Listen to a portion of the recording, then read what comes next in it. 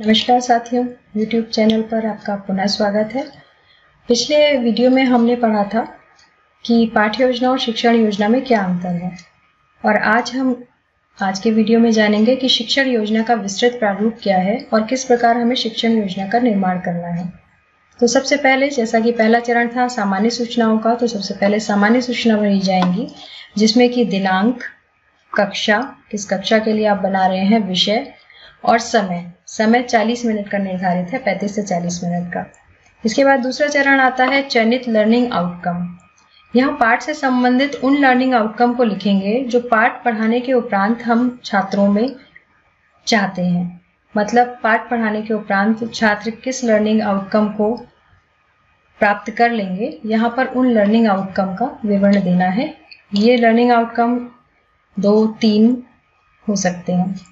इसके बाद तीसरा चरण है प्रकरण, पाठ या इकाई का नाम। यहाँ चयनित लर्निंग आउटकम पर कार्य करने हेतु जिस भी लर्निंग आउटकम का हमने चयन किया है उस पर कार्य करने हेतु हम जो भी प्रकरण, पाठ या इकाई चुनते हैं यहाँ उसका नाम आएगा। इसके बाद आते हैं आवश्यक संसाधन, जिसमें शिक्षण अधिगम प्रक्रिया में प्रयुक्त होने वाली सामग्रियों, TLM आदि का विवरण देंगे। यहाँ पर हम गतिविधि से जुड़े हुए सभी सामग्रियों के बारे में लिखेंगे। साथ हम दीक्षा ऐप या हम कोई भी वीडियो अगर दिखा रहे हैं तो हम उसका विवरण भी यहाँ देंगे।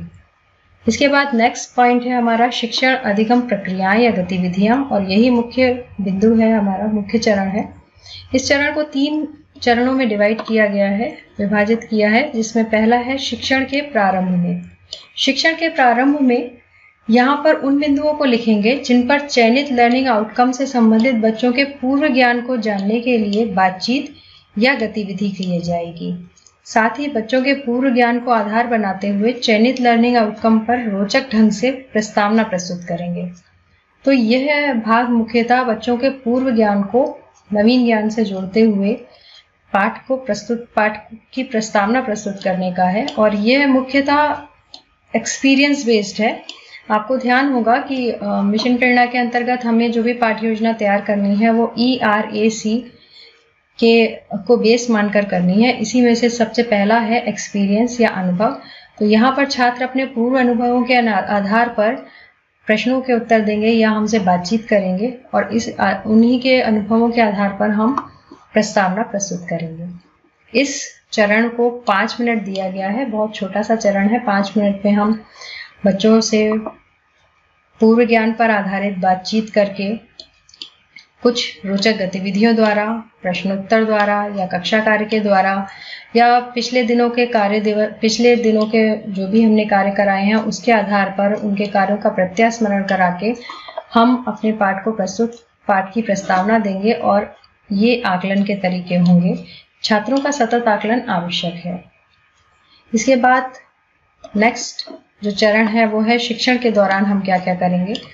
इस चरण को 20 से 25 मिनट का समय दिया गया है, और ये मुख्य चरण है जिसमें हम उन सभी गतिविधियों, प्रयोगों, प्रसंगों या कक्षा कार्य आदि के बारे में लिखेंगे जिन पर बच्चों के साथ हम कार्य करेंगे।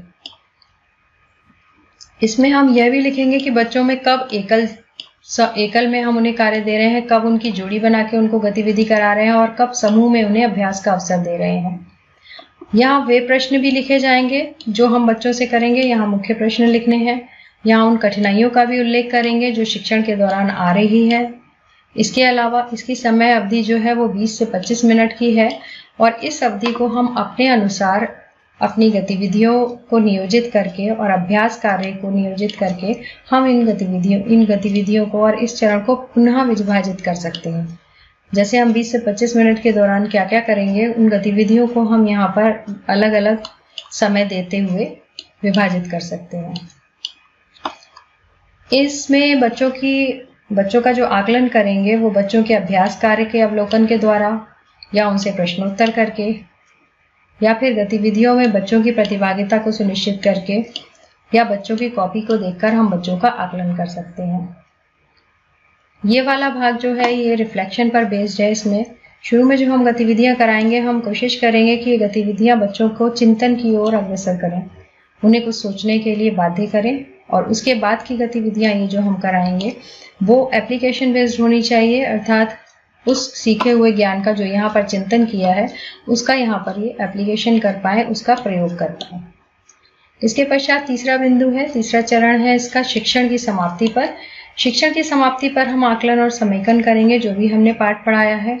यहाँ पर वो वे बिंदु लिखेंगे जिनके द्वारा उपरोक्त शिक्षण प्रक्रिया के उपरांत शिक्षक पाठ्य वस्तु के प्रमुख बिंदुओं को प्रस्तुत करेगा और आज के शिक्षण कार्य को समेकित करेंगे।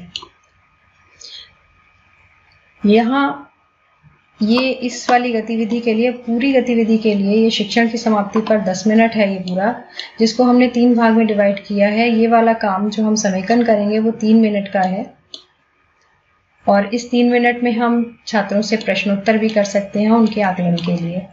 इसके पश्चात यहाँ यह भी सुनिश्चित करेंगे कि चयनित लर्निंग आउटकम किस सीमा तक बच्चों के द्वारा प्राप्त कर लिया गया है और ये कार्य हम अवलोकन द्वारा करेंगे। इसमें आकलन के लिए कुछ सटीक प्रश्न भी होंगे जिनका हम अवलोकन करेंगे और इसके लिए हमारे पास समय अवधि है 4 मिनट की। इसके पश्चात आखिर में हम बच्चों को जो भी हमने पुनर्वलन दिया है या फीडबैक दिया है उसको अंकित करेंगे। उनके सही उत्तरों के लिए हम उन्हें प्रशंसा करेंगे उनकी, और अगर उन्होंने गलत उत्तर दिया है तो उसका फीडबैक देंगे उनको और उसे पुनः ठीक करेंगे। इसके लिए 3 मिनट का समय निर्धारित किया गया है।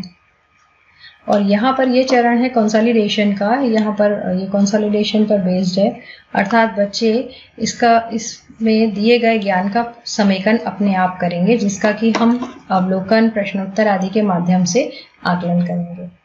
इसके पश्चात आता है प्रदत्त गृह कार्य। यहाँ पर बच्चों को दिया जाने वाला गृह कार्य अंकित किया जाएगा।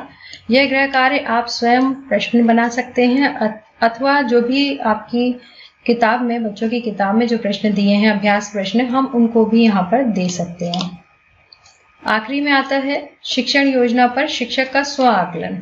जो भी हमने शिक्षण प्रक्रिया कराई है उस पूरी शिक्षण अधिगम प्रक्रिया पर अपने अनुभव और बच्चों के सीखने के तरीकों पर टिप्पणी लिखेंगे और इसी के आधार पर हम अपनी आगामी पाठ्य योजना का निर्माण करेंगे। तो आशा है कि आप सभी को